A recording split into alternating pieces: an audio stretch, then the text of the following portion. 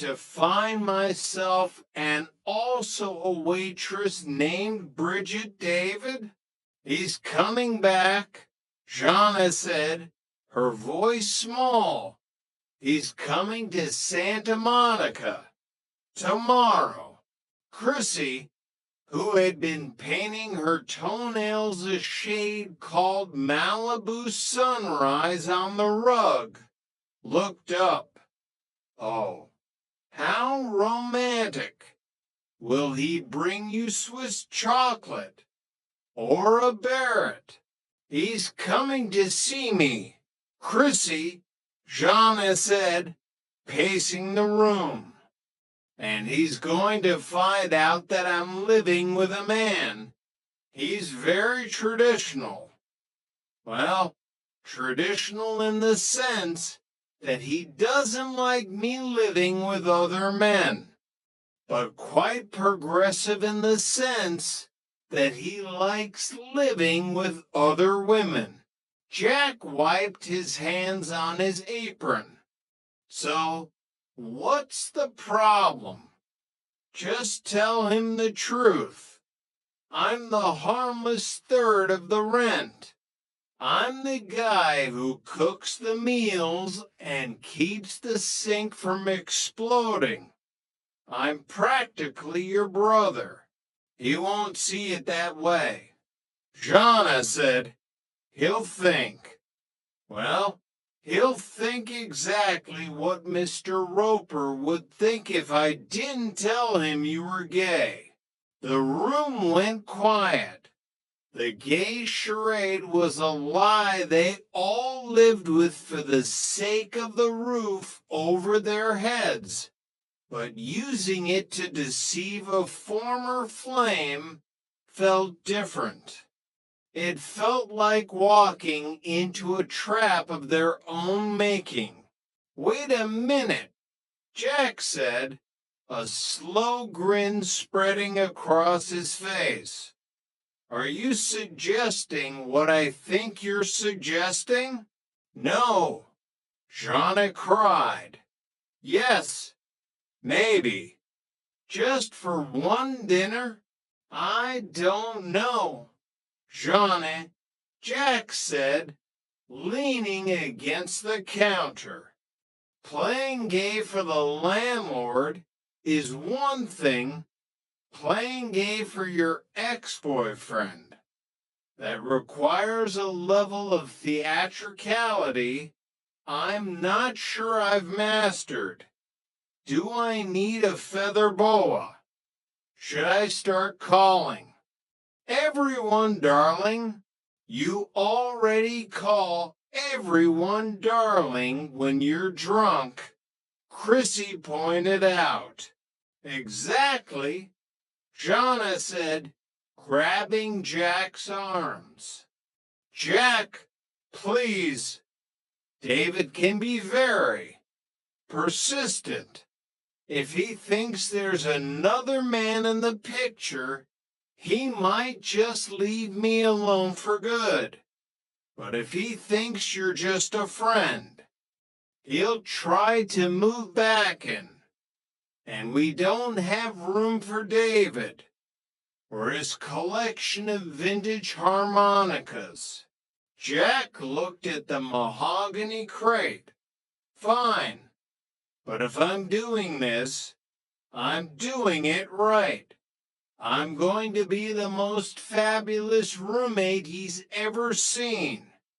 I'll make a quiche, a very flamboyant quiche. Chapter 27, The Quiche of Deception. The next evening, the apartment was transformed. Jack had traded his chef's whites for a silk kimono he'd borrowed from a neighbor, and the air smelled of lavender and expensive cheese. Chrissy was in the bedroom, hiding all of Jack's sports magazines and replacing them with copies of Vogue and Better Homes and Gardens. Is he here yet? Jack hissed, adjusting the belt of his kimono. I feel like a very fancy lamp. Not yet, Jonna said, smoothing her skirt.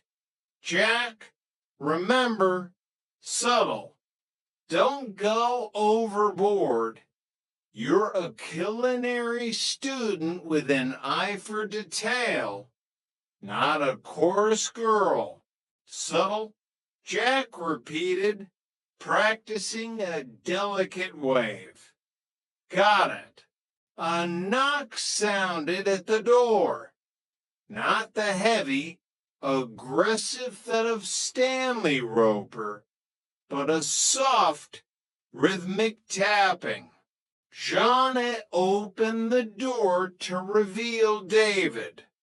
He was taller than Jack expected, with a jawline that looked like it had been carved out of granite and a smile that suggested he knew exactly how handsome he was. Jeanne, David said, his voice a smooth baritone. You look different, more mature, more independent. Hi, David, Jeanne said, her voice a bit too high. Come in. This is my roommate, Chrissy. Chrissy gave a little wave. Hi. Want to see my mahogany crate? It's almost o'clock. David blinked. A crate. Right.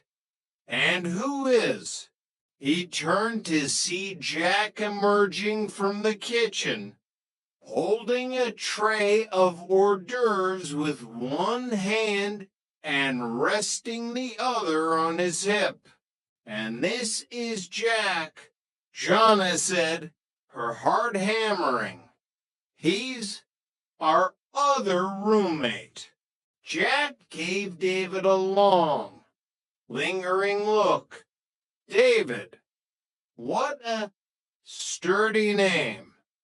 I'm Jack. I'm the one who ensures this apartment doesn't descend into a complete aesthetic disaster. David looked Jack up and down, his eyes lingering on the silk kimono. Right. Nice to meet you. Jack, you're a student. Culinary arts, Jack said, drifting over to the sofa and sitting down with his legs crossed in a very precise manner. I'm currently specializing in the delicate balance of textures. It's a passion, really. Almost as much of a passion as my collection of antique thimbles. Jonna coughed. Jack has a very refined palate. David sat down, looking confused. Well, it's certainly a modern arrangement. Living with two girls. I suppose it has its advantages. Chapter 29. The morning after the masquerade. The morning sun filtered through the curtains of apartment 201, illuminating a scene of domestic exhaustion. The silk kimono was draped over the mahogany crate, and the faint scent of quiche still lingered in the air like a culinary ghost. Jonna was nursing a cup of tea, her eyes fixed on the empty bottle of wine from the night before. He's gone, Jonna said, her voice a mixture of relief and lingering anxiety. He left for the airport at 6 o'clock a.m. He said he needed to go back to Europe to